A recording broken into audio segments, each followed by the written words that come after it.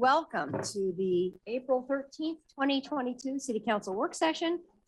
Thank you for joining us in this hybrid meeting format we're using as our state and community continue to recover from the COVID-19 pandemic.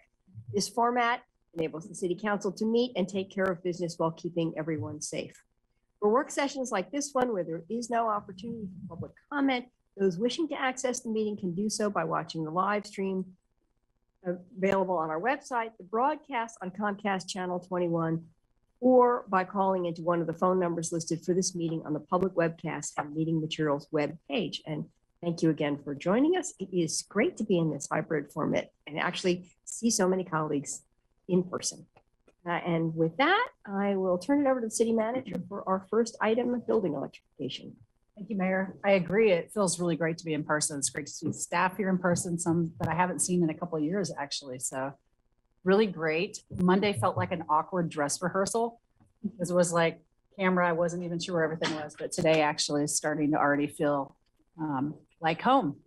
I'm looking forward to this work session. I wanted to just make a couple of introductory comments because where we left off when this motion was initially passed, while the motion is fairly direct and straightforward, the conversation that happened at the table was a lot around, this is just the first conversation, right? And there was a lot of questions that came up, and it was really clear that as we enter into this conversation, even though the direction is fairly focused, that there are going to be a number of questions that you have today that you're going to want more information on. I know that just from our individual meetings. So what I'm hoping happens today is that you're able to have a thorough conversation. You're able to bring forward the things that you have further questions about, and that we can bring some of those back, because I know we won't be able to answer everything that you might need to know today.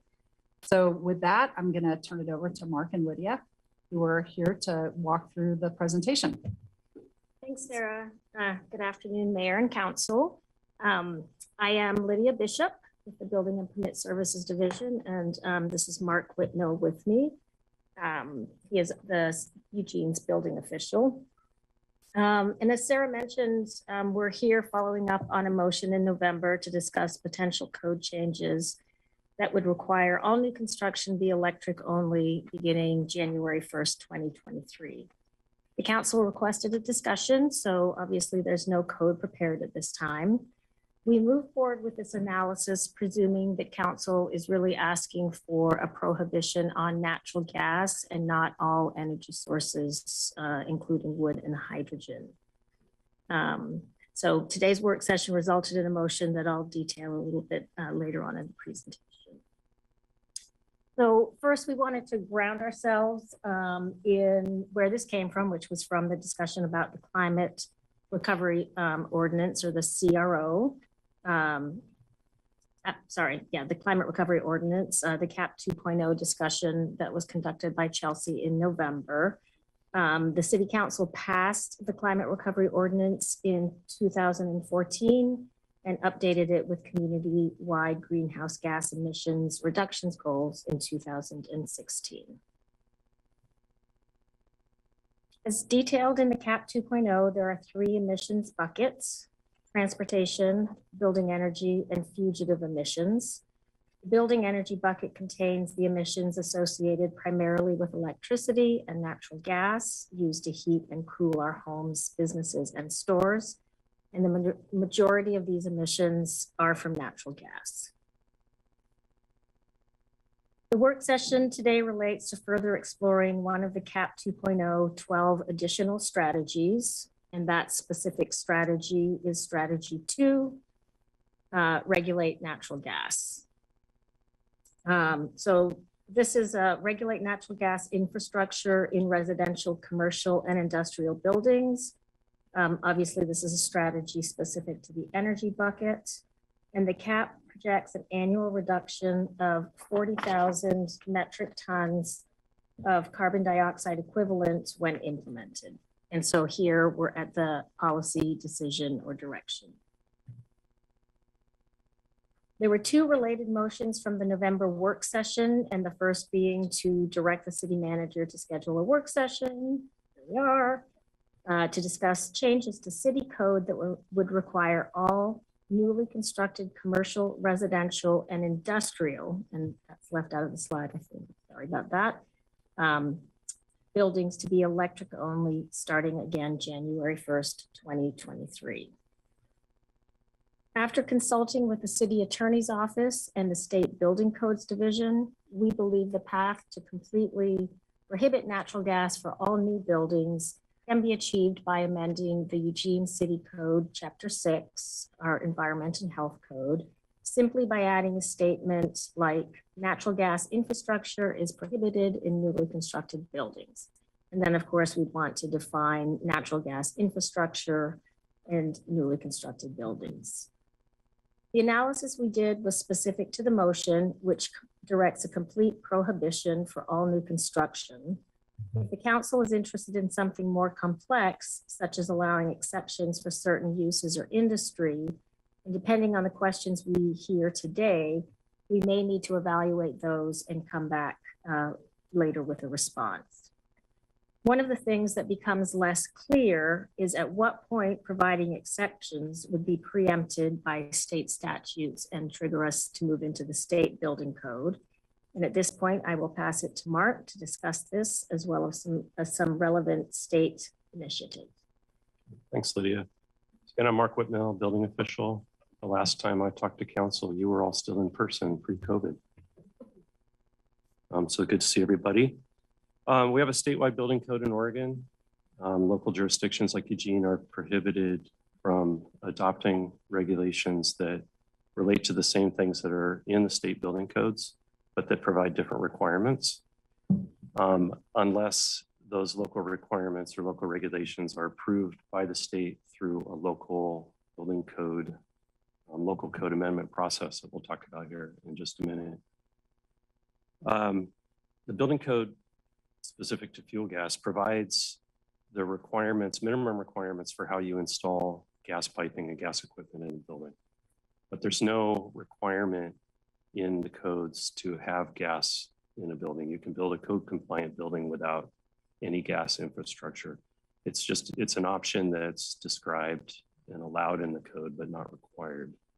Like Lydia said, in consulting with the city attorney, the belief is that if we locally prohibit gas infrastructure in a new building, that's not in conflict with that state statute and that state preemption, and wouldn't require a code amendment. There's no specific language in the building codes that would need to be amended if we had a local prohibition. And there's other examples in the code that are kind of similar in concept. The code has extensive requirements for how to build a high-rise building, like the housing buildings you're seeing on East Broadway. But local code can establish height restrictions that effectively prohibit a high-rise building. So the code, while it describes and allows a high-rise building locally, it could be prohibited through local code restrictions. And we think that concept is similar.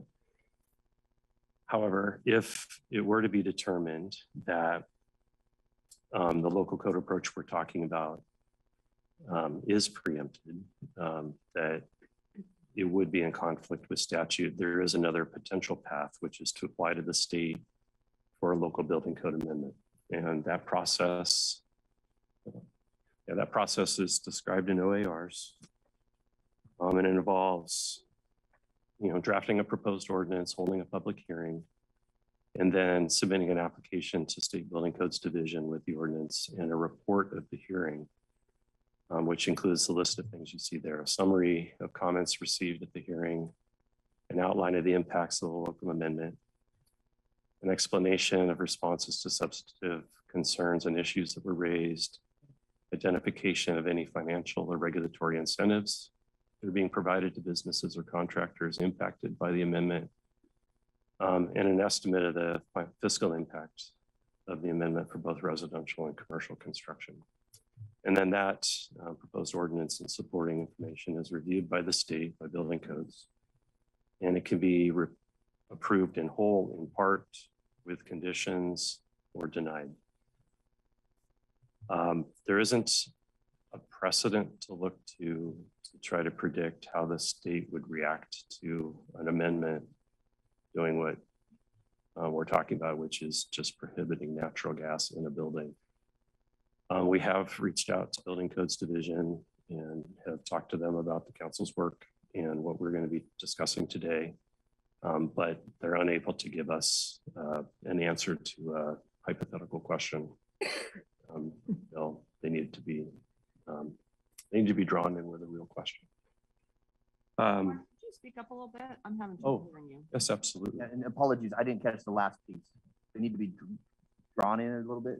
Oh, yeah, they don't want to answer the question until it's real. Is that better? A little bit. I don't know. Okay, I'll Just try very to. soft spoken and there's air going on. Okay, apologize for that. Okay. Like I said, so there's no precedent for how they might react to something like this.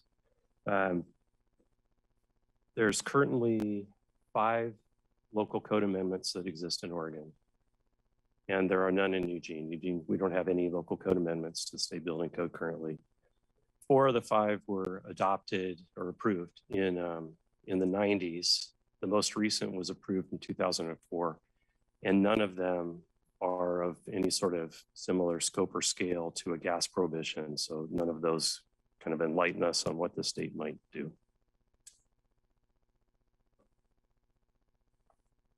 So it's a transition. So we thought there are some other pieces of information that would be useful for council to consider in having this discussion that we're going to talk about. The first is getting at the question of, well, how much gas infrastructure is being put into new buildings that are being built now? So what you see on the screen is permit data for 3 types of buildings. There's 1 and 2 family dwellings, multifamily buildings, and then new commercial buildings. And that last category includes anything considered a building that isn't a 1 and 2 family dwelling.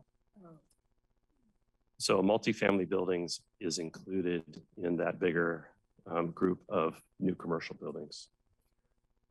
So you can see, hopefully, I know it's kind of small.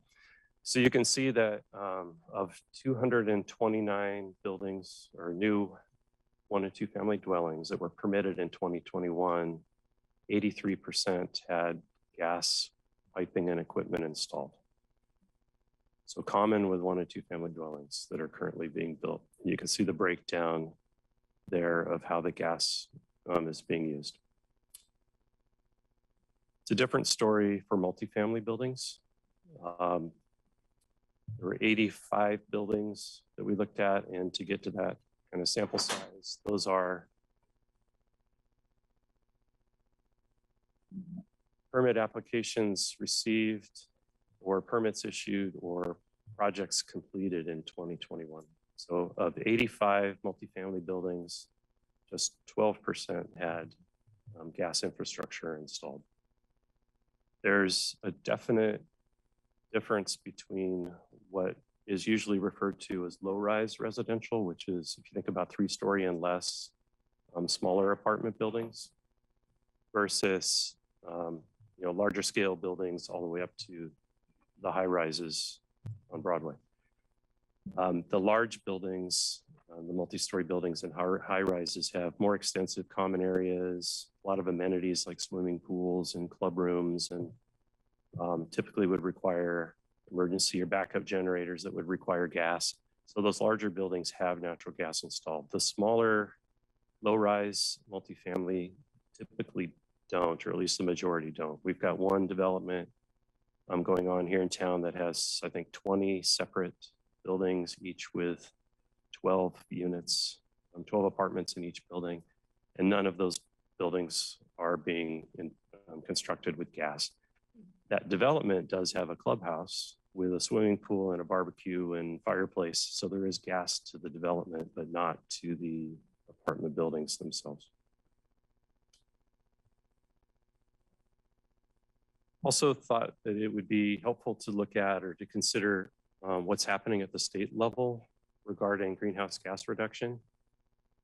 So in early 2020, Governor Brown issued Executive Order 20-04, which directs state agencies to do things within their scope and authority to reduce greenhouse gas emissions. And it establishes some statewide goals that you see, which is 45% reduction in greenhouse gas by 2035 based on or from 1990 levels, and an 80% reduction by 2050. The order also provides directives for individual state agencies. So Building Codes Division was directed to establish a goal for a 60% reduction in new building annual site consumption of energy by 2030 compared to 2006. So what that means is a building constructed under the energy codes that will be in effect in 2030 would use less or 60% less energy than a building that was constructed under the energy codes in effect in 2006. They're going to work towards that goal with the incremental adoption of energy codes between now and 2030. Codes are adopted in staggered approximately 3-year cycles. So the residential code and commercial code are adopted in different years. And BCD estimates that to achieve that goal will require a 7 to 9% reduction each code cycle with the residential energy code between now and 2030, and a 10% reduction each cycle for the commercial code. Department of Environmental Quality and Environmental Quality Commission were directed to cap and reduce greenhouse gas emissions from 3 sectors, including large stationary sources, transportation fuels, and liquid and gaseous fuels, which includes natural gas. They've worked since that time, so they've worked for the last 2 years to adopt the Climate Protection Program, which took effect in January, I believe. And it's pretty complicated and involves a lot, but it includes establishing declining caps on greenhouse gas emissions from the use of fossil fuels, declining to 50% by 2035 and 90% by 2050. Also, Senate Bill 1518 was passed just this year and established the Task Force on Resilient Efficient Buildings.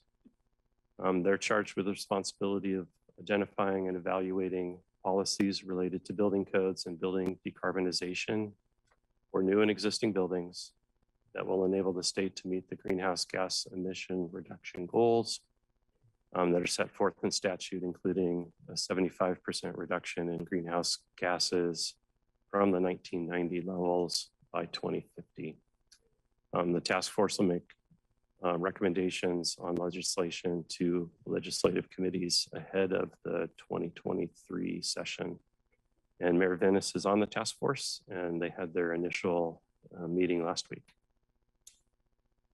And I think I will segue back to you.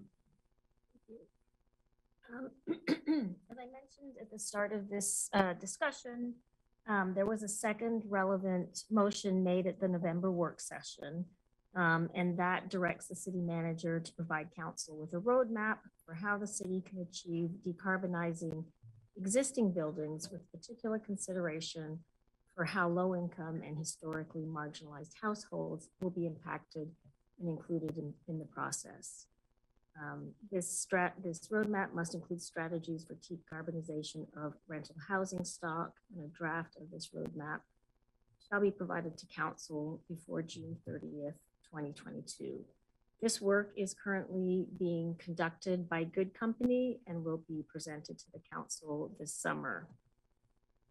We thought it might be useful for you to see some of the information that will be provided by this Good Company research.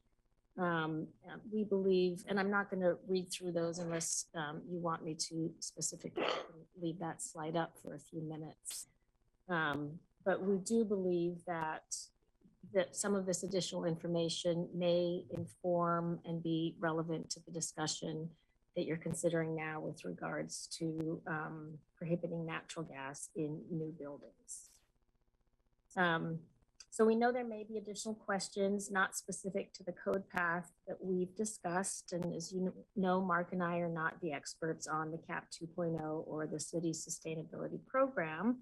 However, we will do our best to answer your questions, and we'll capture those that we can't address to make sure that we get the council the information that you need. And at this point, that concludes our presentation, and we're open for questions and discussion. Thank you very much for that. I found a lot of that information incredibly helpful. It was helpful to get the framework of what's happening at the state level, and also really appreciated the data about the permits, which gives us a little more insight about where as we look to this, where do we have the most impact and where can we do this the most readily? And so that was pretty valuable information. I've seen that Randy's already raised his hand. So Randy and then Claire. Thank you, Mayor. Thank you, Lydia and Mark, for the presentation. I too am concerned about our environment and our climate. I also worry about community safety, resiliency, and moving towards a single energy type. In my training in the fire service, we're constantly taught to assess our communities and remove vulnerabilities, which include single point of failure vulnerabilities. And going to just one energy type is a single point of failure. So I would like to understand in the future, I'm not expecting an answer now, how we mitigate that. Also, has an economic impact analysis been performed on the effects of banning new natural gas infrastructure and hookups? I'll be asking the same question about in our next work session as well. So that's something that I will be looking for answers on as we evaluate this. I'd also like to know what effects will drought and federal policy to preserve our salmon runs have on the Northwest's largest renewable energy source, and that's hydroelectricity.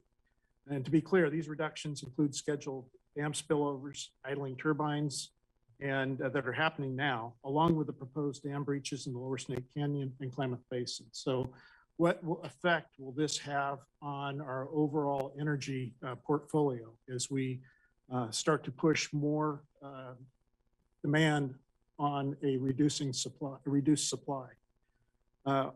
Also, another point, according to the U.S. Energy Information Administration, which I looked up, in 2021, 60.8% of all electricity on our national grid was produced by fossil fuels. And my question is, what effect will the reduction of West Coast hydroelectric generation capacity described in my previous question have on this percentage? There was an article here within the last couple of weeks in the Register Guard talking about the drought effects on the Colorado River and reduced hydroelectric generation capacity in our Southwest. I'm also concerned with cost volatility of electricity. Electricity is one of the most volatile commodities in the market and can see cost swings in the hundreds of percentage points during peak use. And here in the Northwest, we have benefited from reasonably low-priced electricity, mostly due to hydroelectric generation. But as this diminishes, what's that going to do to our costs? So if there's a way to analyze that as we consider this. And in addition, over the past several weeks in the Register Guard, in addition to speaking to the Colorado River's reduction in generation capacity, it spoke to the fragility of our national grid and electric generation and transmission. And we know that a lot of fires in the West have been started by overloaded electricity lines. And I see I'm out of time, so I'd like a second round, please. Okay, thank you. Claire and then Mike. Thank you. Thanks for the presentation and the information. So just a few comments, and I'll probably need a second round and a few questions. So the motion did say a work session that to look into requiring all new buildings to be electric. So it didn't actually say to look at banning a specific fuel source. So I understand why you came at the question the way that you did. But, presumably no new buildings are going to be built using wood as a heat source. I don't know if hydrogen is ever going to be a common source of energy for homes or other buildings. So just in terms of how we look at what we're drafting for a code change, I would lean towards expressing that it be all electric rather than expressing that it ban a particular energy source, but I'm open to that discussion. So what I heard was in our cap analysis, we would see 40 metric tons of annual reduction for banning natural gas in residential, commercial, and industrial buildings. So just and it sounds like if we keep it simple, we may not then bump into the state saying, hey, you're getting into our regulatory area and you need to talk to us about that. Is that kind of accurate? Like if we said, we want all new residential homes to be built all electric going forward from X date, we could just do that. I believe so. Okay. So I think that's important as we think about, this policy and how we want it to be framed. So we got from the RMI, which is an independent, nonpartisan nonprofit that's looking to transform global energy use towards a low carbon future. So they did gratis analysis for us that's more specific to our region rather than like looking all over Oregon or all over the United States for comparables. And what they found was that there was a reduced net cost for single family residential over a 15-year period of $3,500, so $3,500 savings by building an all electric residential building rather than one that's mixed or natural gas dependent. And then looking at the data provided by staff, well, I'll pick that up on my next round. Okay. All right, Mike and then Jennifer. Thank you, Mayor. First, I want to echo all of Councilor Grove's questions. He hit on very, very similar points to some of my concerns here. From a larger 30,000 foot perspective, my greatest concerns with this idea are the costs involved and the cost to reliability and safety. With regard to costs, there's two kinds. There's the ongoing operational sort and there's the capital sort. And so I'm going to have some very specific questions of staff, and I don't know if we have folks at the table today with some of these answers. So I'm happy to hear that you're taking notes so that we can get those answers.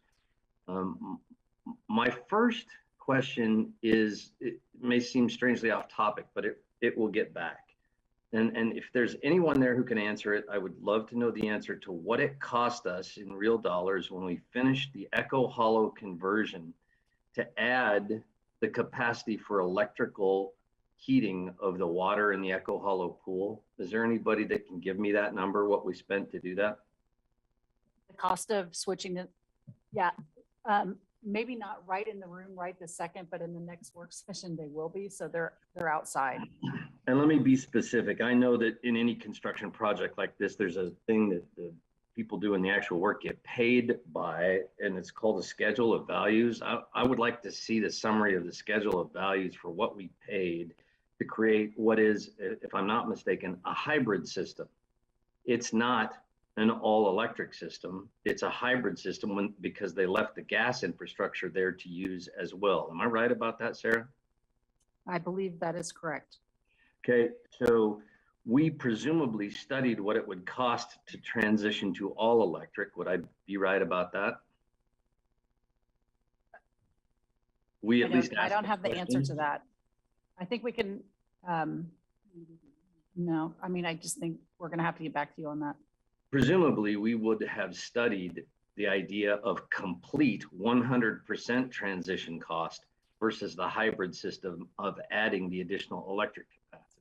I think that we're going to have, have some of those numbers on the cost, but the council's direction to us to reduce our carbon emissions and to get to neutral didn't say only if you can afford to do it. So we're always making efforts to get to that carbon neutral place. So I don't know how deep of an economic analysis we did on it, but I would bet that the next work session, there'll be somebody who knows that.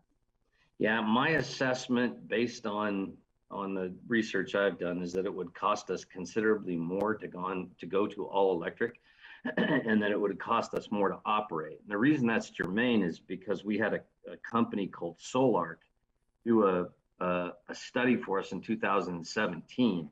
And I don't know if anybody's been to Jerry's since 2017, but the cost of construction, from my experience, has gone up pretty dramatically since then. And the cost to go to a hybrid system on all of our public large facilities, you know, the Holt Center, the library and so forth, as well as the 3 pools, was about $10 million in cost to do that change to a hybrid system in 2017. So on 2 different fronts, that simply, that $10 million number is no longer relevant. It would be considerably more than that. And I'd like the figures to show that from our records. And I'll need a second round, Mayor. Gotcha. Okay, Jennifer and then Alan. Thank you. So my biggest concern today is the cost of inaction. We have had so much testimony, and we're here today because natural gas is a greenhouse gas that is even more heat absorbing than carbon dioxide. Its use is rapidly warming our planet and exacerbating climate change. At all stages, we know extraction, transportation, and use, it causes harm to our water and our animals, our environment and ourselves, and none of this is a secret anymore. Just as we have transitioned away from lead paint and asbestos tiles and arsenic wallpaper, we can transition away from fossil fuels too. The transition away from leaded gasoline started in the 1970s, and it took decades to complete. Yet the contaminated soils left over still remain even today.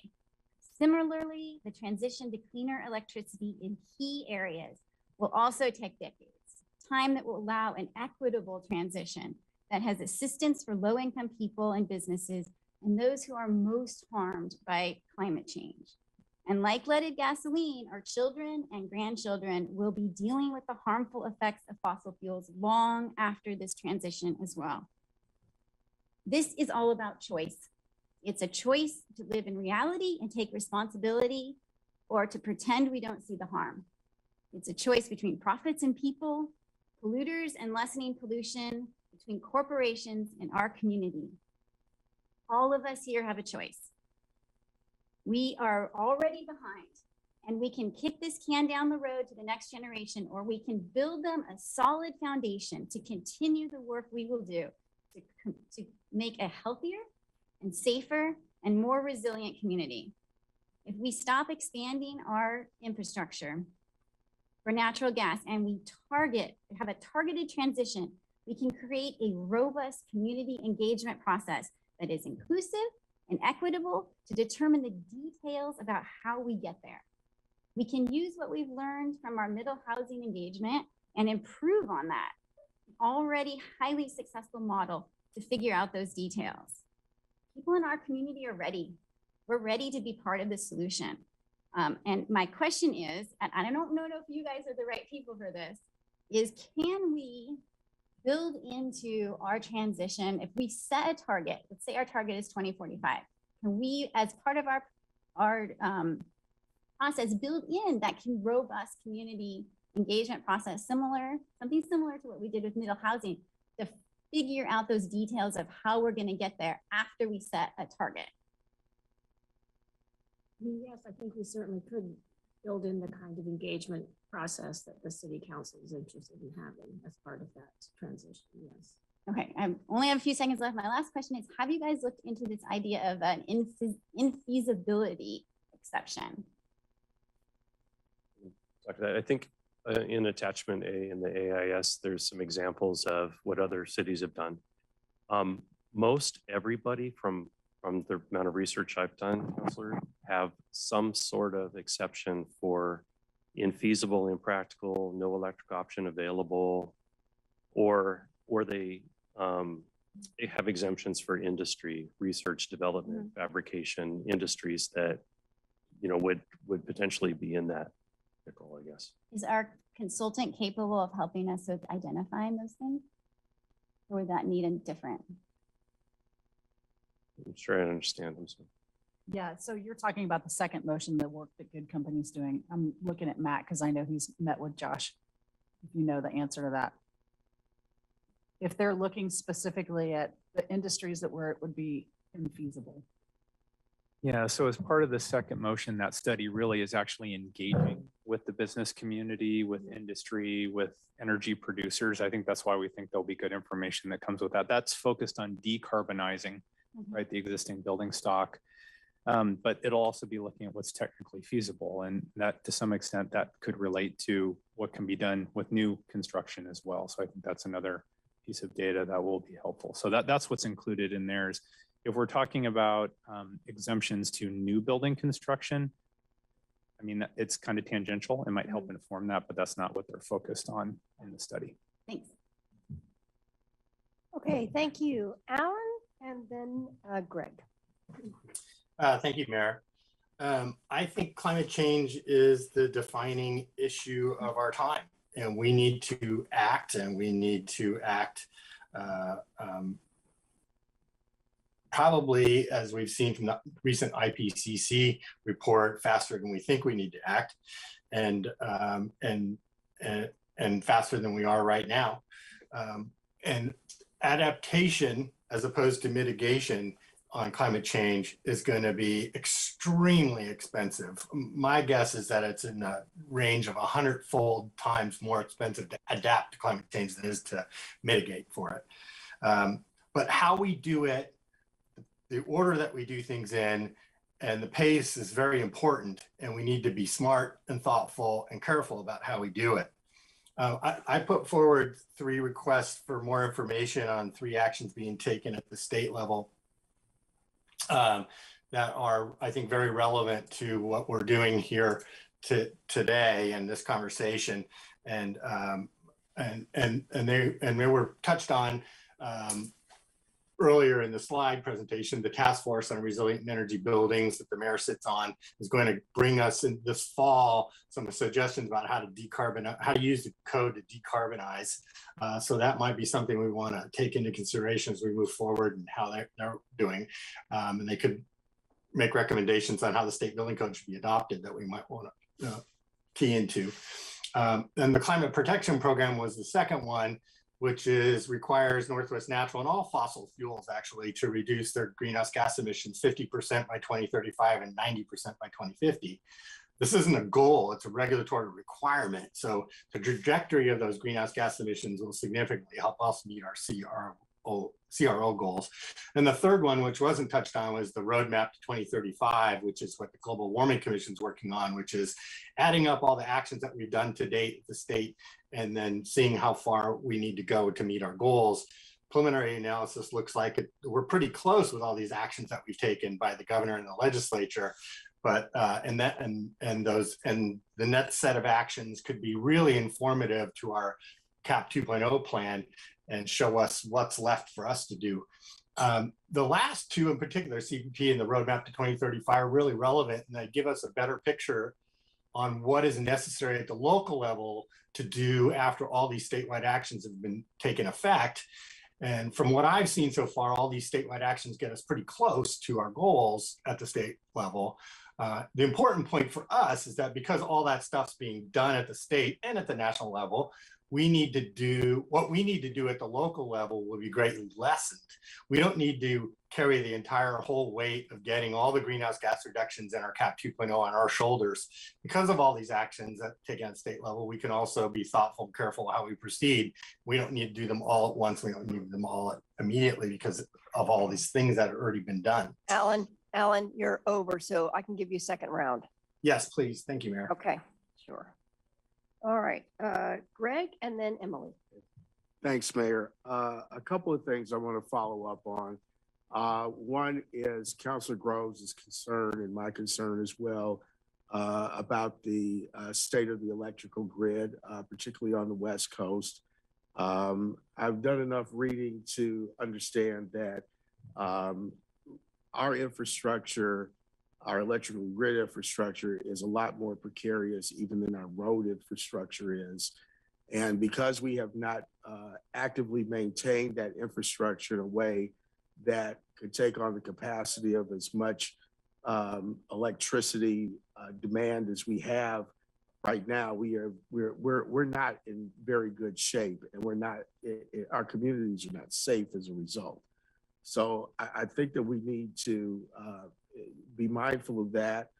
I'm looking at Good Company's bullet point number 3, financial assistance for low-income residents and businesses. So here's my question. Where is the financial assistance going to come from? How does that program look? And are we passing on an unfair and untenable burden onto our residents who right now may be on gas? I think I can't remember the exact percentage in the city of Eugene. It's around about 1/3 or more than that of people who are on gas. But the cost of converting and putting in a new furnace or whatever the case may be, individual household unit infrastructure as well as business infrastructure could be prohibited. I don't know. That's why I'm asking the question, 1. And then 2, what have we done in terms of looking at also other alternative sources of energy production, i.e. solar and wind, that could come into the equation in terms of a transition from natural gas and fossil fuels to more clean energy sources, electricity being one. But I think that what we would probably be looking for ideally is a mix of sources to be able to sustain the energy needs that we have in this community. So maybe that's 4 questions in one, but I'll let you take it one at a time. Okay, I think I can answer those. So I'm imagining that the Good Company report will include the need for some financial assistance, and it may recommend some paths for that. But that report is really looking at transitioning buildings that are currently using natural gas or other fuel sources to electric. The motion that we're mostly focusing on today is new construction, not the transition. So we'll get that report by the end of June, and we'll be able to say more about it then, maybe even before that, depending on the pace. So I think that question about how much of a financial burden are you putting on your community is probably the conversation you're going to start in the summer, because it's not as much about the new construction.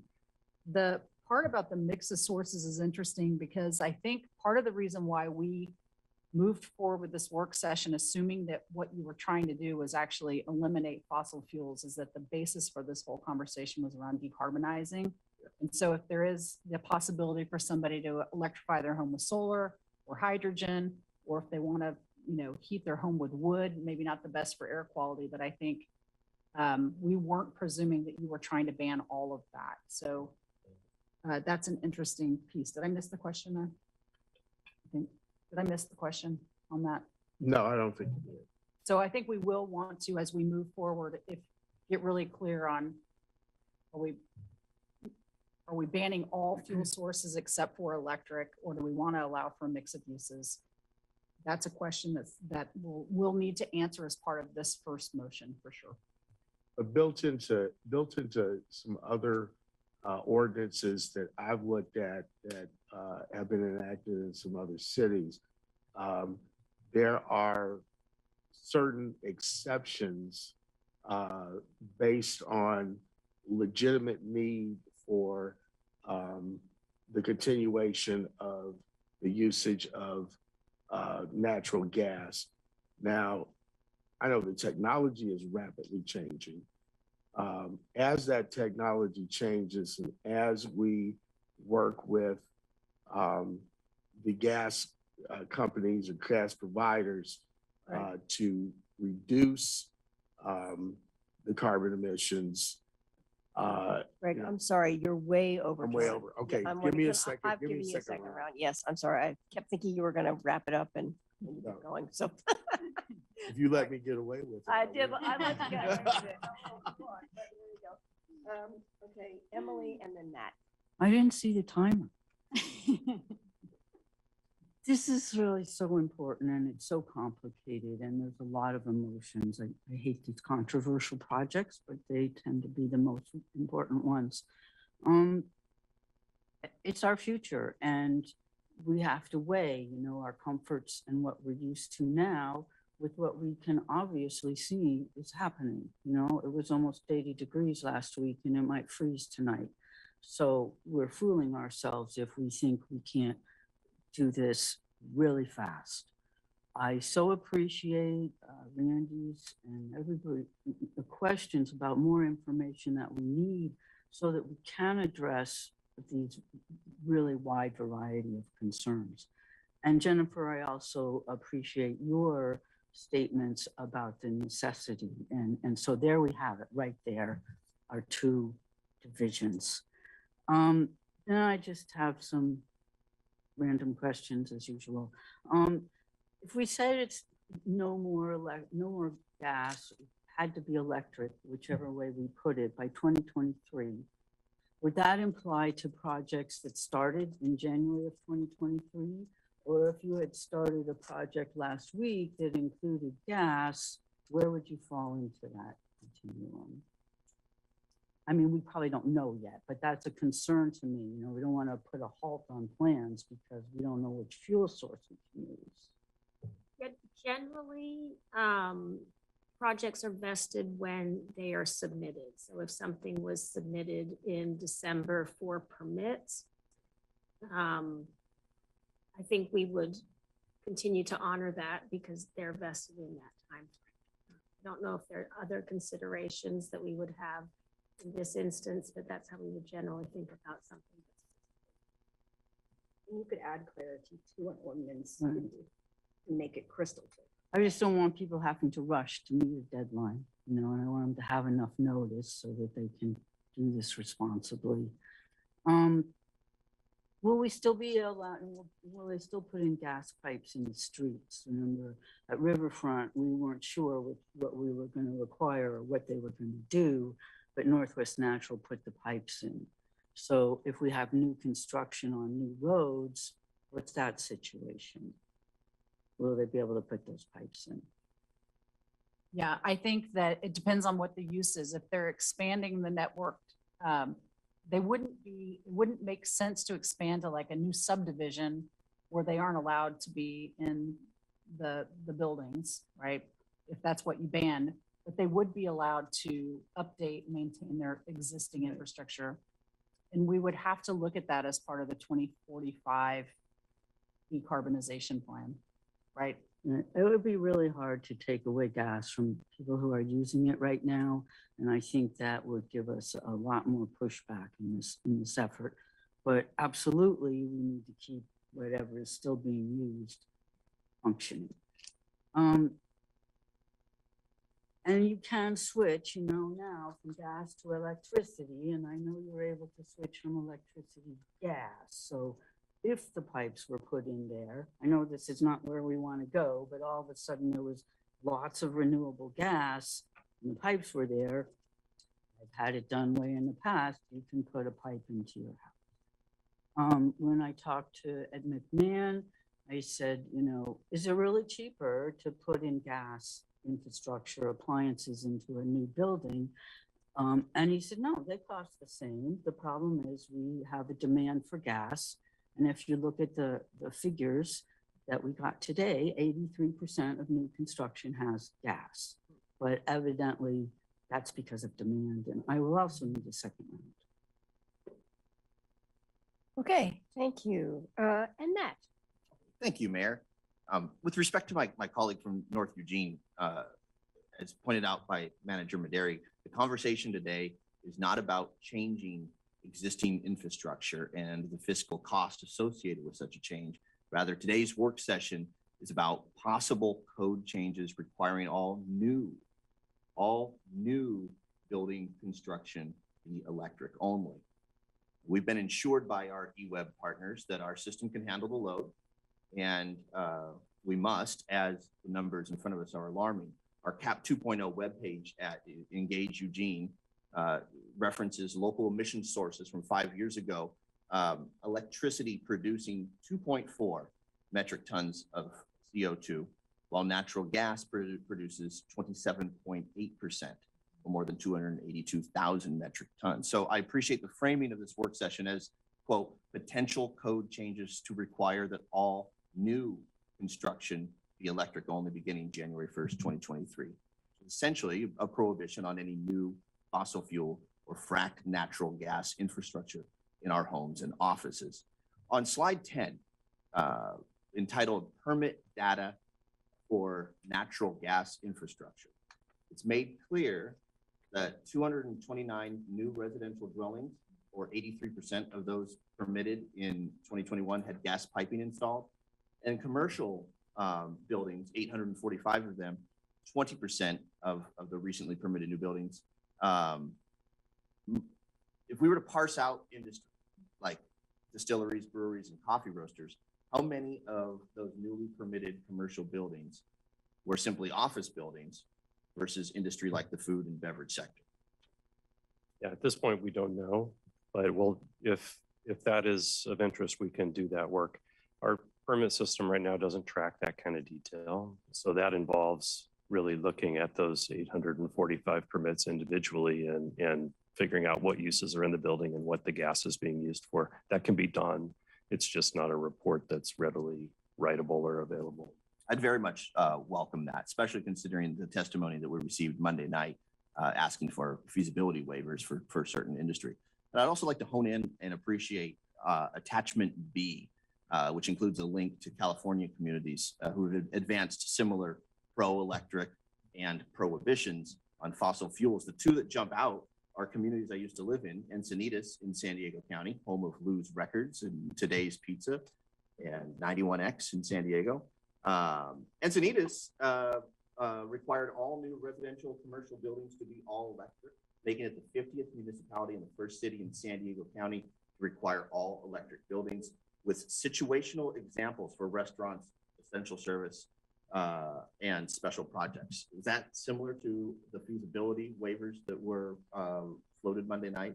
Would you consider that description to be special projects like that a feasibility waiver? I'm not familiar with the feasibility waiver that was floated Monday night. I think what you're looking at is, I think the term was an infeasibility assessment, which is, I think, a little bit different, but they probably got there the same way, which is recognizing certain industries can't yet operate without natural gas. Right, thank you. An infeasibility assessment, I appreciate that. I also want to highlight San Jose in my last 9 seconds, Mayor. San Jose, where I went to San Jose State back when I was a teen, passed natural gas prohibitions for all new building types with limited temporary exemptions, becoming the largest municipality in the nation to do so. I would love if Eugene is the first in Oregon to follow suit.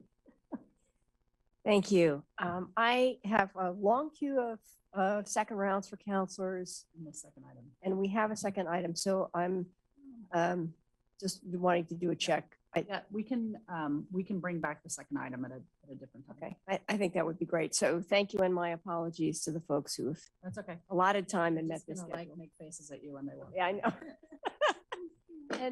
And before I'm going to just jump into the queue before I give everyone else a second round, and have really appreciated this conversation. I appreciate the emphasis, that the reminder that we're talking about new construction, a reminder of a couple of things, which is in my state of the city, I commented on the St. Vincent Iris Place development, which is both middle housing and fully electric, and recognizing that we have good models locally for doing that and doing that for affordable housing, and we can do more of that, and it aligns with our goals. And a second reminder, which is that we got a pretty interesting assessment from the YMCA after there had been questions about why they hadn't gone electric, and just recall that document that they had done some pretty interesting research about what the barriers were for them in terms of that facility. And we might call that one up again as a good example. my perspective on this is that I think that residential, commercial, and industrial are three really different things. And it feels to me that, and looking at the data, that the clock is not running for me, so I could go on forever. You are running the meeting there, so. That looking at the data, that the new residential construction feels to me like the low-hanging fruit here, that of all of the things that we would try to do, this would be sort of the simplest thing to do, that technology is there. And there are neighborhoods in canvassing this city, there are neighborhoods in which the houses have seals on them proclaiming that they are all electric houses. And so those were probably all built in the 50s. We've done it before in this community. We can do it again, and we can make it a marketing plus. It feels to me that the commercial is just such a broad category. It's pretty hard for me to wrap my head around what's realistic and what isn't realistic and what commercial uses it. So I guess in coming back, I'm with Councilor Keating. I'd like a little clarification about what's included in commercial. Thinking again about the why, is that a commercial building? They had trouble with it because they had, so I don't want to lump them all in together. They're clearly not all created equal. And so there might be some nuance there. And then industrial, we added in industrial. It doesn't seem to me that many of the other cities have tried to do industrial. I'm assuming that there's so many exemptions there that it's hard to do it in a whole way. And so I guess I would be interested in industrial if we looked at it in the other way, instead of looking at infeasibility, look at the industries where it's feasible and we focus on those first as a way of acting faster. Like if we focus on the industries that can do this faster, we will have more impact. So those are my thoughts for sort of next steps. And with that, I have a long lineup. We'll start with Randy and Claire. Thank you, Mayor. And my colleagues asked a lot of the questions I was going to ask, but I still have some here. One thing I would really like to hear Councilor Zelinka speak more about some of his experience and what he sees on the horizon with his role in the Oregon State Department of Energy. And I think that that's critical to this conversation. Again, I'm asking questions, trying to seek clarity on what it is we're doing. I like to know where I'm going to land when I take a step. And I think that this is important. I think good questions are coming up, good points are coming up, and I know that everybody is doing their best to do the right thing here. One thing I do want to say about new infrastructure and banning that, again, going back to emergency management, I don't think we'll ever see another hospital locate in Eugene without access to gas for generator power, which powers hospital. When the generators go out, it'll affect some of our long-term skilled nursing facilities that need power with or without electricity working.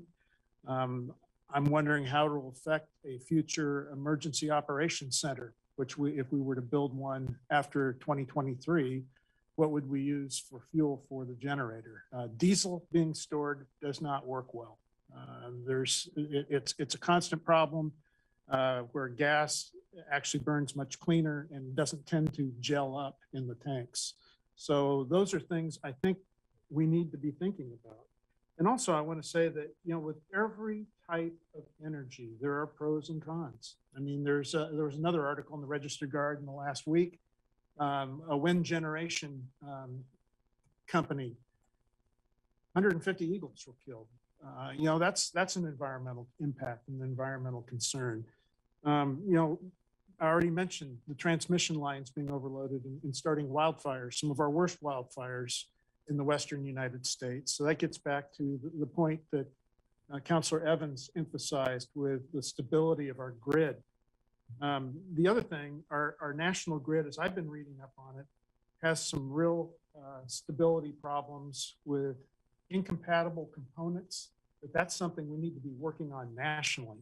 And an aging system, some of those substations are well over 50 years old and towards the end of their service life. And a lot of these parts are not interchangeable. So again, it goes back to making sure our electrification technology and capacity and stability are not are keeping pace with our ambition. And so with that, there's a lot more I could say, but I think we start with those early pieces. Oh, the one more thing I wanted to add in response to Councillor Clark, I actually looked into Echo Hollow Pool's work. I took a tour of that, and it is a bi-fuel system with gas-fired boilers. And I would like to know how much we've spent on gas with these super efficient, high-energy heat pumps. Thank you. Thank you. Claire and then Mike. Thank you. So I guess on this question of whether we're requiring all electric or banning something in terms of the code, I guess maybe the other place to land is the banning the use of a fossil fuel as an energy source for buildings. Going back to this permit data, it's not all buildings in Eugene are being built with gas. It's 1 and 2 family dwellings, 83% of those, and not all of those. So in terms of ordinance that applied to residential and commercial, it actually wouldn't be a huge change except for 1 and 2 family dwellings. And as Councilor Keating started to point out, numerous cities and counties in California have already taken similar action since 2019 and continuing to today, apparently without major negative consequences. And so I kind of feel like we're late to the party on this one. And one might assume, you know, there's San Francisco, Cupertino, Los Gatos, Mill Valley, Santa Rosa, Alameda, Marion County, San Jose. And I know some listening will think, well, all those are democratically controlled cities. Well, let me reassure you, there's plenty of conservatives running cities in California. I really feel there is a fierce urgency to taking action sooner rather than later. And Councilor Ye spoke eloquently to some of that. On this recent trip we took to DC, on the way back, where I was sitting in the airport waiting for my next flight, and there was a young mother there with an infant, maybe 2 months old. And I began to think about what kind of world is this person going to have in 10 years when they are 10 years old, when they're 15, when they're 20, given that we're already hearing that young people today are having an existential crisis, emotional crisis about climate change. So, you know, the state actions sound great, but those don't have an impact until 13 years from now, when that child will be a teenager. And we have an opportunity before us to make concrete changes now, within the next year. So that's where I'm approaching this from. And if we keep burning fossil fuels, there aren't going to be any salmons or eagles that depend on them for us to worry about, because the drought will overtake this entire country and it won't really matter. And if our energy infrastructure is as fragile as some here are worrying that it is, then maybe we should go back to burning coal, because otherwise, you know, we're just all in big trouble. So, you know, I have some other thoughts about our particular path in terms of the ordinance, and Councilor Simple mentioned some of them. So if I have time for a third round, I'll take one. Okay, thank you. Mike and then Alan. Thank you, Mayor. I have a bunch of questions here. I may have a third round. This is a great transition to get from Claire's point, which is we already burn lots of coal, because 50% of electricity generated during peak load times, and when done to address local peak load by Bonneville, is produced from fossil fuel sources, specifically in Oregon, burning coal to create electricity, and from burning natural gas as well. So if we want to add to our motion the piece that says that we can't burn fossil fuels to in the heating or the energy use of a building, I would want to add or electricity generated by fossil fuels, because then we'd have no electricity. The real question we should be analyzing, and I believe is true for most of the folks I've talked to, that we end up probably arguably putting more carbon into the air by generating at peak demand, because that's our real enemy, is peak demand when the temperatures are 30 degrees or less. That's where electric heat becomes, what was the word you were just using there, Matt? I've forgotten not improbable, in any event, impractical, whatever the word was. Infeasible. Thank you. I was going to quote Princess Bride. Right, I know. Thank you. Mark, I could use more clarity on that too. Is that a piece that's in state law already, or is that a piece we would have to adopt? The infeasibility assessment that would give you a waiver from what we're doing. Could you clarify that again? Would we have to do that in ordinance, or is that a part of state law already? That would have to be included in the ordinance. And does other pieces that you've seen written in that way include changing conditions? In other words, what's infeasible when it's a 60-degree day, or something that may not be infeasible on a 60-degree day, when it comes to heating a building at 30 degrees or less, does become infeasible? Have you seen other allowances for the change in conditions? I haven't, and that language has been interesting to me because I don't have, we haven't dug enough into be talking to jurisdictions who have implemented that kind of language over this time, because it's, in terms of a world of clear and objective, you have to create criteria for that, or it becomes a completely subjective analysis, right? Right. And when you look at the number of cities I've looked at, that long list in California, they have, a unique regulatory structure down there that's different than Oregon. So it's a little bit somewhat apples and oranges in terms of what they're able to locally do. But if you look at those examples and what Seattle's done and New York City and Brookline, Massachusetts, and others, they all have that sort of similar language, but not consistent. So I don't know I think any of that kind of carve out would have to be included in the ordinance. And I think it would have to be done in a way that has objective criteria with it. I agree. I know that things like, Matthew Knight Arena, the new Arcimoto plant, that are all heated with gas, would be very difficult, if not impossible, to heat solely with electricity. That's the other thing, and I'm running out of time quickly, but the other cost I'm concerned with is opportunity cost. Tom Walters builds a lot of really beautiful homes in our community, and he said point blank to us in testimony, hasn't built one without gas in 20 years, and he probably never will, because that's what the market wants.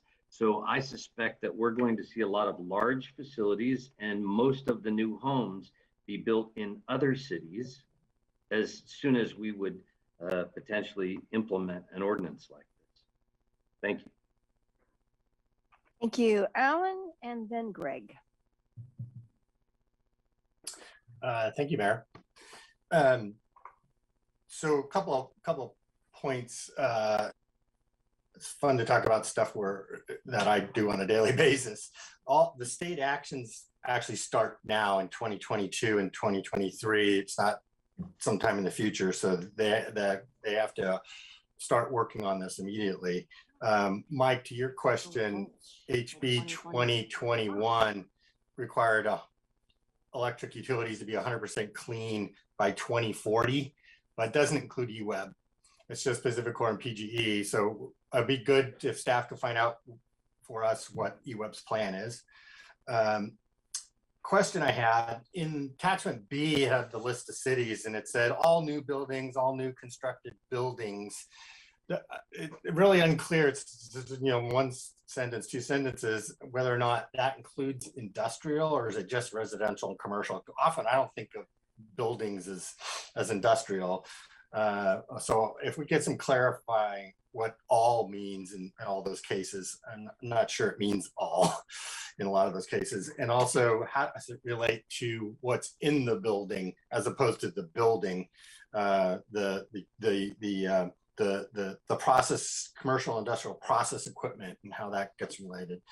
I think we also need to be careful about the comparisons to the California list. Almost all of those cities are in the Bay Area. and they are in PG and E territory, not PGE, PG and E, which is one of the most troubled and most despised natural gas companies in the country, and in the state of Oregon for sure.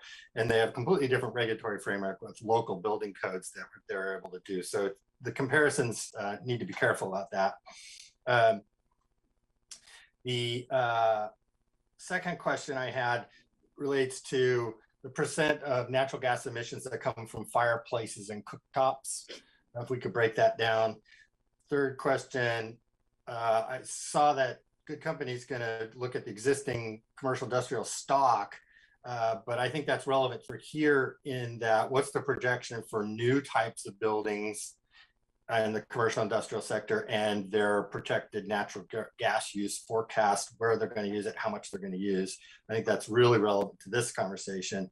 I have a concern about feasibility exemption process implementation and how it would work, whether or not it's overly burdensome and time consuming and bureaucratic.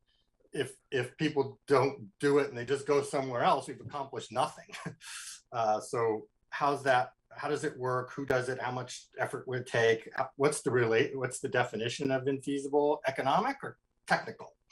And I have several other questions that I'd like to get on the floor if I could get a third round, Mayor.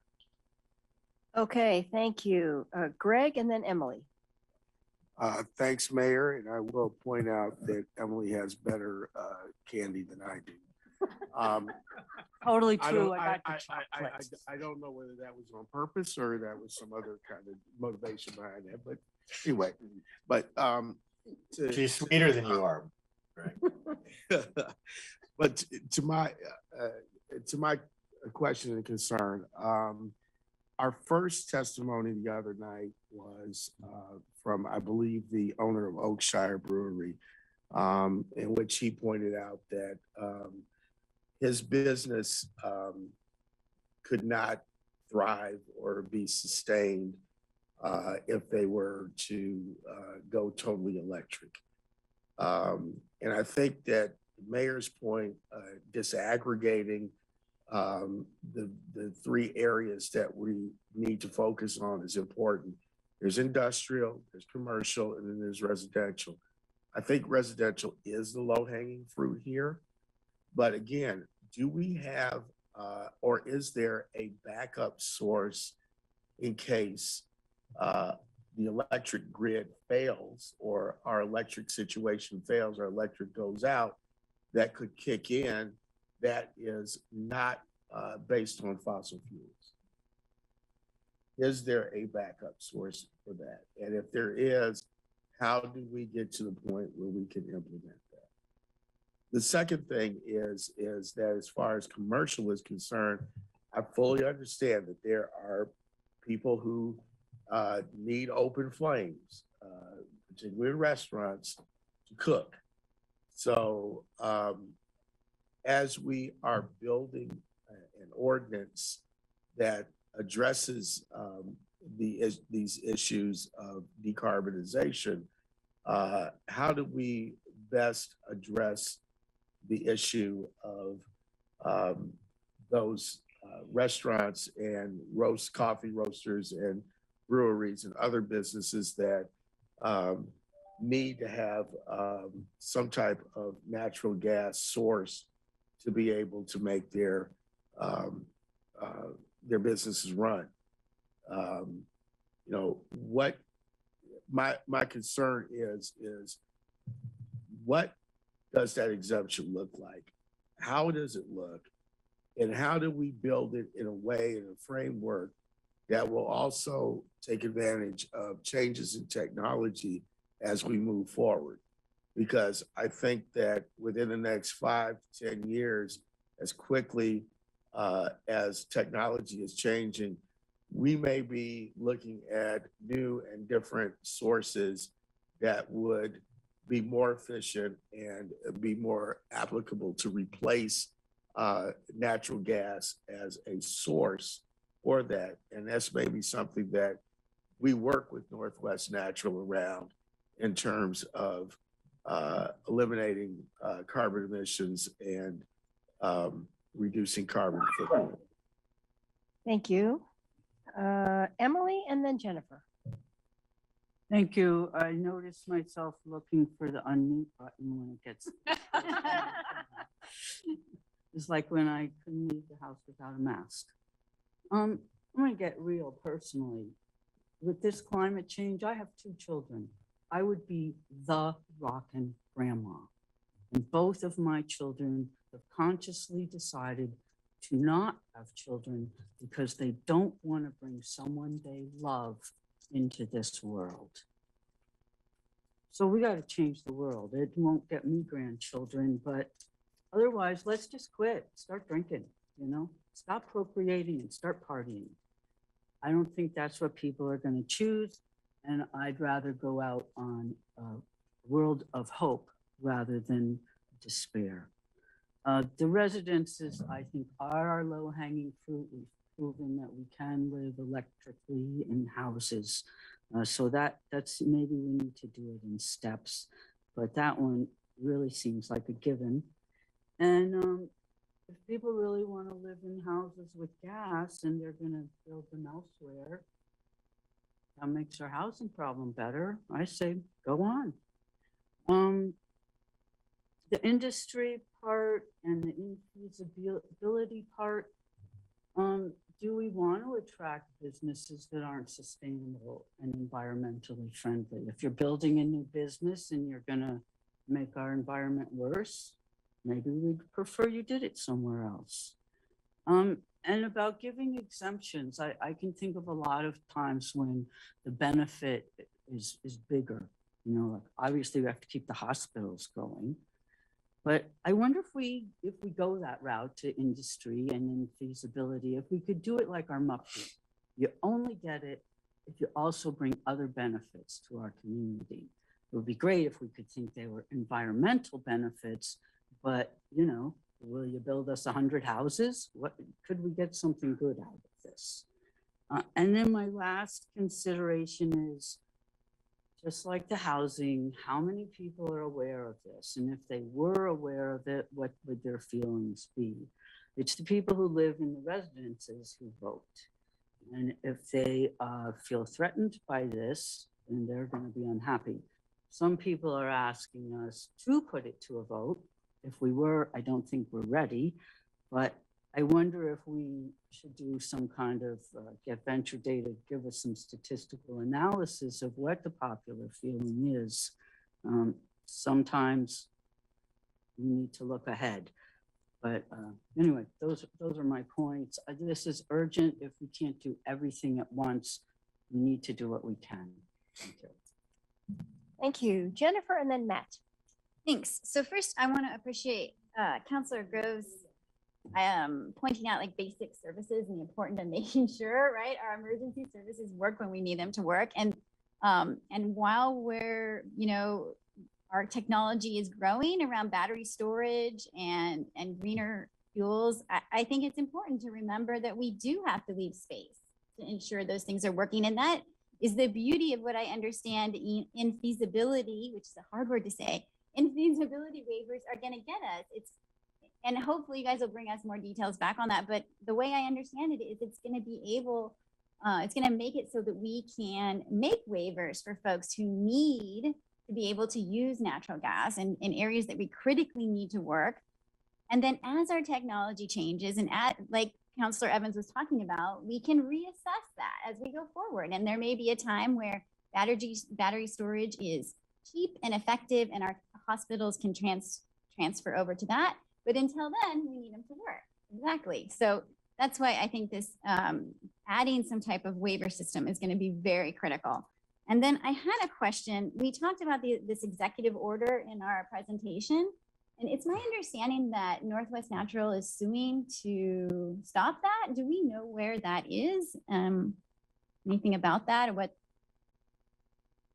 We don't. I'm hesitating to answer because I know okay. only a little bit of what I was told. One, that I had heard that they're contesting the application of DEQ's climate protection program, that they don't believe they're subject to some of the requirements that are based on the definition of a fuel service provider, something like that. So I think there's a piece of it that they're. Okay, well, I think that's really important for us to keep keep in our minds, because if we're counting the state's work as part of getting the job done, and that might not be reality in the future if they win this lawsuit, we need to keep that in mind, because the state's not going to get the job done, then we're going to have to get the job done for ourselves. So I'd appreciate it if we can keep an eye on that, and maybe you can let us know. And I think that's all the questions I have. Okay, thank you. Matt? Thank you, Mayor. I don't know how unorthodox this is, because it's like Monday was the first day of school, we're back, and so pardon my enthusiasm, but I crafted a motion based on some of the responses and what's in front of us today. And before I float it, I want to get feedback from the city attorney and the city manager about the feasibility of this motion that has to do with infeasibility or feasibility. If a counselor were to move to direct the city manager to draft ordinance language that all new residential construction in Eugene be 100% electric, solar, or thermal by January 1st, 2023, could we then ask for additional work sessions to be scheduled in calendar year 2022 to determine the feasibility and possible code amendments to allow for 100% electrification of newly constructed commercial and industrial buildings, and a pathway for potential local exemptions such as food, beverage industry, essential service, and special projects? So I haven't had a chance to have a sidebar conversation, because I've been wondering about whether the same simplicity in the code path applies if we say, if we're incentivizing. So there's a difference in language between saying you can't have this type of infrastructure in a building in Eugene versus you can only have this kind, this kind, and this kind. And I'm not sure how the language changes, so I would just need to play through that. I think, but in terms of what I was going to I'm just going to jump in here real quick. Mm-hmm. I wasn't sure how this work session was going to end, and what I've been hearing is there's a lot of questions. So one of the things I would propose is that we work together to catalog. Here's all the things you asked us to do, because some of them are pretty big asks and some of them are small. Some of them point to the need for a TBL, kind of triple bottom line analysis, because that would kind of hit a number of the things. But it feels like what I'm hearing at the end of this is that the majority of the council is still looking for a code path that eliminates fossil fuel, includes an exemption process, and potentially phased approach that starts with residential, which is kind of what you're saying. Mm-hmm. So if we were ending this work session without a motion, I'd be saying we'd be doing that work, coming back to you with more information about that. That motion that you've done basically kind of goes in the same place. I just don't know if there's something about the language of thermal, thermal electric, or what was the other one? Solar. I don't know if that starts to get more complex than you want to get with the code, but I need some time to determine that. So it sounds like Doesn't we're mean thinking you along can't the put same it lines. forward. No, it's really helpful feedback. Sounds like we're thinking along the same lines, which is welcome. And there are kind of these three buckets. There's this residential and the need for action now. But if it's 100% electrification, are we tying the hands of those who are looking at alternative methods of energy like solar or geothermal heat pumps? Right. And so that's why I wove them into that piece about residential. I do concur with the mayor. That's the low hanging fruit. If 80% of newly permitted residential buildings are using natural, quote unquote, natural gas, frack gas in calendar year 2021, let's reverse course. And let's look at those other two buckets. Commercial, which is mostly office space. Let's parse out the aforementioned industry, food and beverage and special projects like nonprofits. You mentioned the Y in industry, but let's also, I would hope colleagues would support doing that work in calendar year 2022 so we could be ahead of this and implement some semblance of pro-electrification ordinance, put it on the books for 2023 and beyond.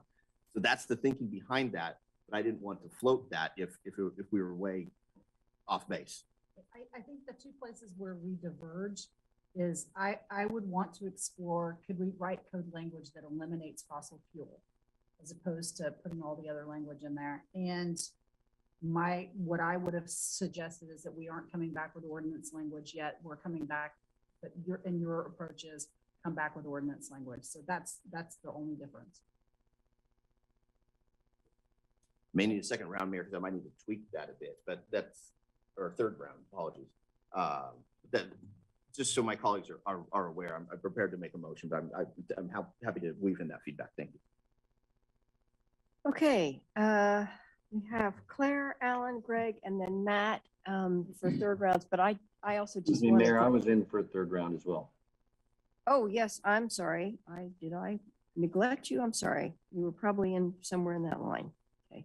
I'm going to just make a quick, two quick comments. And one is actually pertinent to what Mike said in his second round, which is that we want to be on the trajectory to reducing fossil fuels. And so I'm personally comfortable if in peak demand, it's not completely hydropower from UF. Like if they have to make a choice around that, because what we're doing is setting the direction that we're going to go, and we're going to go there as well as we can. But I'm not going to make perfect be the enemy of good here, because we want to be on that pathway.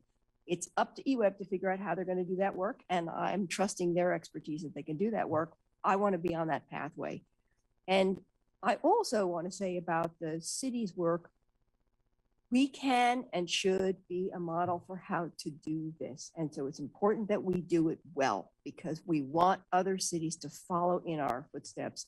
And we want that to help power what happens with the state on this. So my perspective is, it is fine to take a little time to do a little extra homework and research in order to dial it in well, so we're on solid ground, because we do want other cities to do what we're doing. So I would just recognize that we've set a deadline for 2023. We're on that pathway. And, you know, whether you pass a motion today or pass a motion in a couple of months when there's more information at this point is valuable. We're on that path. And I think my sense of council is we want to follow this path. So I'm just, you know, keep that in mind. We want to do it well, go slow to go fast. So We need a motion to extend or else to table. no, what time is it? 1:30. Oh, is it really? Yeah, Well, okay, I've got 5 counselors wanting to speak. I I think move that's to another extend- work I move session. to extend 15 Mm. minutes. Do I have a second to extend for 15 minutes? Second. Okay, all in favor of extending for 15 minutes? 1, 2, 3, 4, 5. Okay, that passes. So I guess I could ask opposed, but that seems obvious. I was just going to suggest, however, that we shorten the clock in order to give 5 counselors a chance. So you get a minute and a half on this Then final somebody round. else is gonna wanna talk too. Right. Go for it. So I have Claire, then Alan, minute and a half. Thank you. So I do have more to say on this topic, including following up on what Councilor Semple mentioned about wanting to give builders a certainty about when a new change is going to go into effect and some lead time to anticipate that. So I think that's important as we think about timing. I would be more in support of a motion that said set a follow-up work session by X date on this topic, rather than a motion that says bring back and draft an ordinance. So if Councilor Keating would be willing to reframe his motion in that, I will support it. And then my sarcastic comment about coal, I recognize that EWEB has to use some natural gas, just as the mayor said, for peak time. My sarcastic comment was saying maybe we should reinstall coal scuttles in our individual homes if our infrastructure is as bad shape as some are saying it is.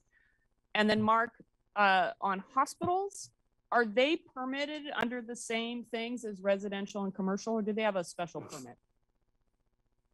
They would be included in terms of that permit data. Yeah. It would be included under commercial. But in terms of their permit application process, is it the same as a regular commercial building? Yes. Okay. That's all I need. Oh, that was good. Alan and then Greg. Yeah, I concur with Councilor Syra. It's way too early for a motion on ordinance language. I think a motion for another work session with the questions that have all been generated here, which is a multitude of them, and so that the city manager has more clear direction if she needs it, is much more appropriate here. I wouldn't support ordinance language at this point. There's just way too much going on. Couple of questions still on the infeasibility exemption. Besides who would do it, how much it would take, and how it would actually be done. What's the definition? Is it technical or economic infeasibility we're talking about? If it's technical, there's a myriad of commercial industrial businesses. How would we become experts on all of them? And if it's economic, how would we, and if electricity is cheaper, we wouldn't even be having this conversation if electricity were cheaper. So how does that all work? It gets very complicated. It's going to take up a lot of time to be able to do that. So in the alternative, maybe we should think of this a little differently. Instead of having an exemption process or a waiver process, we look at an alternative path that names who's included, and then and not have exemptions and waivers, and then have an automatic review process, say every 2 years or every year, that we come back and we look at new things to add. I also have some questions about other things that I have that I'd like to bring up, but I don't have any more time. Okay. If we have a fourth round, I'd like a fourth round there. Thank you. Greg and then Matt. No, I got a minute and a half. First of all, my daughter's a radical environmentalist, and she listens to council meetings through her wall on the other side of my office at home. And I'm going to have a grandchild in November. So I'm very aware of the issues that are going to affect the next generation of my family. This is important work that we're doing, particularly for our young people and particularly for the future. One of the things that I think is right on the money is Councilor Zelenka is saying we don't need a motion at this time. I think we need a work session, and I think that we need to be able to parse this out and develop a much more nuanced set of, or at least probably a set of ordinances that address the issues that are raised at the table today, particularly when we're talking about commercial, industrial, and residential energy supply. So I'm in favor of having the work session and moving us forward in a direction that is going to be, as Councilor Zelenka most aptly put, what's included, who's included in this kind of exemption. Okay, thank you. I am shifting the order and leaving that for the end. So Mike and then Emily. Thank you, Mayor. I have a page and a half more of questions, and I suspect many of my colleagues still have questions, but for the amount of time we have, and Alan brings up a number of good points, we don't have enough information for all of us to make any kind of decision on a motion to move forward at this point, much less the rest of the community, and that's my real point here. I want to urge my colleagues to stop and pause and bring the rest of the community along with our discussion in a much more vibrant way than we have so far. I am reasonably sure everybody's aware that a poll was taken about this path and the ideas, and that it was not a great deal of support in favor. I would actually encourage us at the end of the day to put whatever we come up with before the voters, whether that be in an ordinance fashion or in a charter amendment fashion. And frankly, if we mean it and it's important, then I think we should do it in a charter amendment fashion. Part of that is because the threshold for signatures to get an ordinance reversed and put it on the ballot is extremely low. The threshold is very small. It's a matter of just a few thousand signatures, and this is on the ballot for everybody. I say we bring the community along and let them ask their questions more vigorously than we have, and we allow them to vote on it as well. Thank you. Okay, thank you. Emily and then Matt. I think we're getting ahead of ourselves talking about waivers and things like that. We don't have that much information, and it's still fairly new, way to go. But if we were gonna start with anything, you could do this in portions. The residential part seems pretty straightforward and something that could be effected quickly. I don't need to have ordinance language, next time, but I do think that we would be remiss if we held that back in waiting for commercial and industry. We need to do what we can as soon as we can. And I believe that's something we can do straightforwardly. And remember, you don't need gas in your house to do the things that you can do with electricity, because when the electricity goes out, you can heat water on your stove and put it in your bathtub if you have one to get warm. Not very many people have gas fireplaces, but the hot water heat, the heater, the oven, none of that works without electricity. So if we do have gas, we need EWEB to get it so they can make electricity so that we can keep our electric houses working. And that's what I have to say. I think we should go forward as fast as possible with residents and do our great deal of diligence on this. Okay, thank you. Matt. I've made a few edits, so thank you.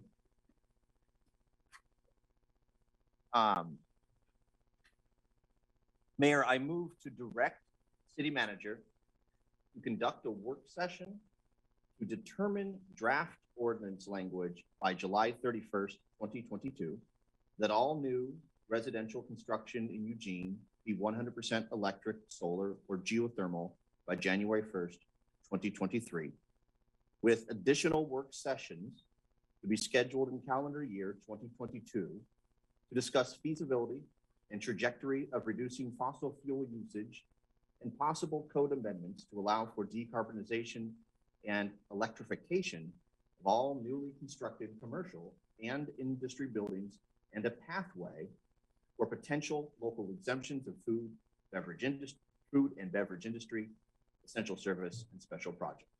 Second. Discussion, Randy. Thank you, Mayor. And Matt, I appreciate you bringing something forward and trying to move this, but I don't think we are ready. I agree with Councillor Clark in that we have not brought our community along with us. And that's evidenced by the volume of emails that we've been receiving over the last week or so. And I think so that we don't end up in a similar position as we have with other issues that this council has worked on, I think it's important that we find a mechanism to have more information and more community dialogue. Thank you. Okay, Mike, then Alan, then Emily. Randy hit my point predominantly, but I just want to say specifically, I'm voting no, not because I don't want to continue to have the conversation. I'm fine with that. I think we need to bring to light many other people's concerns, and we haven't done that yet before we're ready to so much as set a deadline for when we'll operate with ordinance language. So I'm voting no because it forces the conversation, and I don't want us doing that without broadening it to the community first. Hey, Alan, and then Emily. That motion, I was with it for the first part, but then it got super complicated and I don't even know what it said. So I can't, unless somebody's going to put it up there, it'd be difficult for me to vote for it. So I think what we should do is, there's so many questions, so much discussion left to be had, that I think we should simplify the motion. So I'll move to substitute a motion that for the city manager to schedule the next work session on this topic as soon as possible to answer the questions brought forth in this work session and other questions submitted by the council. Second. Okay, discussion on this. So the vote is whether to approve the substitution. Okay, Claire. Alan, without a date certain in there, it makes it more challenging for me to support your substitute motion. Would you be open to a friendly amendment of a specific date? Yeah, you got a date in mind? I don't know if the city manager can suggest one. If Like, we're just coming back with a work session to answer those questions, it probably we need at least 30 to 45 days. There was a lot of stuff in here around economic impact analysis. I'm not sure. So Before by, I think, How about for sure before your summer break. before break? Could That work? could I just interject also, when are we hearing from the good companies that early? We'll get the report at the end of June and we're scheduling a work session for July. So maybe we could We could do do a Before cluster. that. try to do them in there. Do them in the same week. So Yeah. could we do it before we go on our Yes. on summer break and by the 31st of July, Yes. no later than? Yep. Yeah, I would accept that as a friendly amendment. That was the original motion, and Naya is putting the original motion as per Counselor Zelenka's request in. No, that's not on the chat. table. No. Right, what's on the table is a substitution for that. Right, before the I would substitution accept was it. made, the counselor requested to see Right. the motion. So before. the No, I subs- didn't. You did, Counselor. I said I wouldn't vote for it, having not seen it because it's too complicated, and then proposed a substitute. So I would accept a friendly amendment, the date of work session before summer break, the end of July. Okay, And the second Yes. accepts that. and it's been seconded. The second accepts the friendly. do you accept that friendly amendment, Greg? Oh, yeah, absolutely. Okay, Thank Emily you. would still like, to I'm not really sure we're voting on it anymore. So the motion that is on the table right now to be voted on is the motion to substitute Counselor Zelenka's motion, which is have a work session to answer all of the questions that were raised during this work session and that are submitted afterwards by counselors, and the work session to be held no later than July 31st. With no ordinance writing in there. No, that is the entirety. Counselor Zelenka, did I have that correct? Yeah, so I think it's still me. So while it doesn't articulate potential ordinance language, that doesn't preclude us from discussing ordinance language at that work session. Point of clarification. If Counselor Zelenka's motion addresses the concerns or questions, and apologies for getting the language wrong, that were brought up today's work session, even a motion that's no longer on the table is still a concern or question brought up by a counselor. Therefore, it would be germane to discuss at the next work session. Whether the ordinance language is woven into the motion or not, we were discussing potential ordinance actions. It is now that you said that. okay, all in favor of the motion to substitute, please raise your hands. Mayor, just to. I'm sorry, wait, Aye. am I jumping the gun on you, Emily? This comment was really about math, but I we could do this and then I don't get to talk about it. So the one thing I would really like is that we say no fossil fuel rather than only use fuels. You know, if next week some brand new miraculous energy source comes around, I want to be ready to use it right away. And then the original one was just way too complex. I can't get into industrial and commercial that quickly. If it was to come back with ordinance language about residential only, I might go for it. Point of Okay. clarification, it was, but we're not talking about my motion anymore. I know, Yep. but I wouldn't have been able to get those points across. Just trying to just get her word in. Yeah. Okay, this is the nice part about being in the room together as opposed to being on Zoom. I really like it. Okay, all in favor of the Just a substitute, of the motion clarification. to substitute? Oh, Mayor, What? clarification. Yes, So my motion didn't ask for ordinance language. It just asked for responses to Right. questions. right, Yeah. We understand. we understand that. Okay. Yeah, we're aware Thank of that. we're clear. All right, all in favor of the motion to substitute, please raise your hands. 1, 2, 3, 4, 5, 6, 7, 8. That passes unanimously. Okay, and now we move on the language of the motion itself. Correct. So now the motion to substitute is now the motion on the table. Right. You need to Right, and so all in favor of. Mayor, Oh, do you have a comment? you know, I intentionally sent my motion to the manager, the city attorney, and to Naya, so we could share it. I would just request, I know we're doing this hybrid, but I would request that we are able to see the motion in front of us, because words matter. I understand that this is a much simpler motion than the one that I floated, but nevertheless, if a colleague is going to make a motion, I think it's important to type that motion, send the motion, and we share the motion. Okay, so what's up there is now your original motion language. Right, That's not the motion we're voting on right now. right. And I would like to read the substitute motion. So you're asking one of us to type that up. Make her the motion preferably. Well, but- Catherine was Yeah. the best at voicing it. So Well, yeah, and so, I mean, so now that the hybrid is, we're back in the world of the way we all used to make motions, which is if they weren't sent out before as they're made in the meetings, you don't see them in writing. So they're oftentimes I would try to get them down and reread them, but there was no ability to put something up so you all could read it. Right. And that's the position I'm in right now, and Sarah's. The reason I'm asking for that clarification is there's still some questions, it appears, about some of the things that some of us brought up about potential ordinance language that's not necessarily in the motion verbatim, but nevertheless, it feels as if it's acceptable at the next work session to discuss ordinance language, because some of us brought up that concern. And the motion talks about the concerns or questions that were brought up in this meeting. So there's some it's vague. So my recommendation, I'm sorry, Mayor. My recommendation would be you to have Counselor Zelenka reread his motion. That would be the standard that we would, so that you have exactly the motion that is on the table that has been voted on as the substitute motion. That's our only option, right? For me, I can't personally type something up right. Point of order, City Attorney, are we out of time? Or do we need a motion to extend for this to be a valid vote?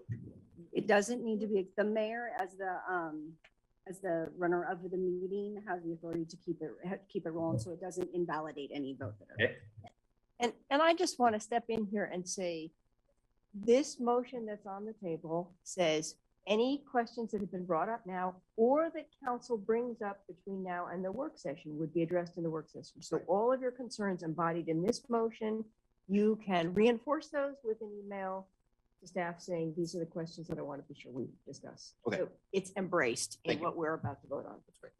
Would I you just like want to me be to really read it? clear, though. I want to be clear that if one of those questions is, could you bring back a draft ordinance for whatever, we're not going to write a draft ordinance. Right. Okay. Okay, Would I you think like me we're- to read it, Mayor? sure, if you can, go for it. Direct the city manager to schedule a next work session before July 31st to answer the questions brought forth in this work session and other questions submitted by counselors. By July 31st. That was in the beginning. Oh, was that in the beginning? Oh, Yeah. sorry. Schedule I it had it next delayed. before July 31st on the questions brought up in this work session and other questions submitted by counselors. Perfect. Okay. Thank you. All right. I think now we're ready to vote. All in favor of this substituted motion, please raise your hands. 1, 2, 3, 4, 5, 6, 7, 8, and that passes unanimously. Thank you very, very much. Great discussion. I'm happy that we're moving forward. We are adjourned.